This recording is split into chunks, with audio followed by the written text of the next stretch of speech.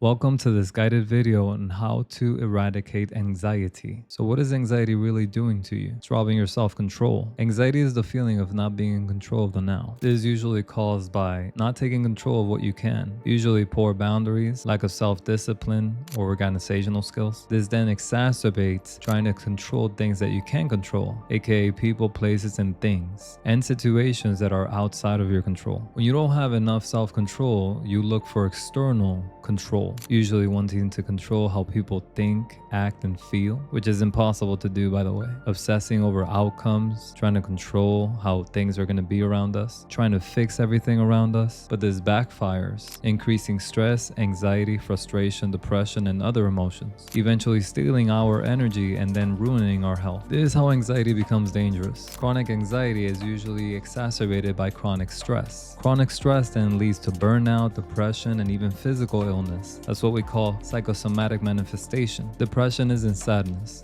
Depression means that what I've been doing hasn't been working, so I've stopped trying. I don't want to do anything, I don't want to feel anything, I don't care anymore. This lack of motivation, lack of doing, severe apathy in some cases, it can kill you. This spiral starts with unchecked anxiety. The usual pattern is stress, anxiety, frustration, and then depression. Or it can usually also be stress, anxiety, frustration, anger, and then depression. This is the reason why we have to fight back early. When we see the symptoms of anxiety, we have to start fixing it right away. So what does false control look like, or what I like to call control anxiety? Usually happens over not having enough control over one area of your life and then overcompensating on the other. This usually looks like over planning, perfectionism, and obsessing over small details that don't really matter. Attempting to control other people's thoughts, emotions, and behavior, aka micromanaging people. Saying yes to everyone and everything due to not wanting to disappoint or being scared to disappoint. These are all signs that you've lost your self-control, and then try to replace it with an obsession to try to control everything outside of the self. The real antidote is self-discipline and self-control. You build true confidence by keeping your own promises, period. Wake up when you say you will, finish the workout, stick to your boundaries. Self-discipline gives you inner power. You stop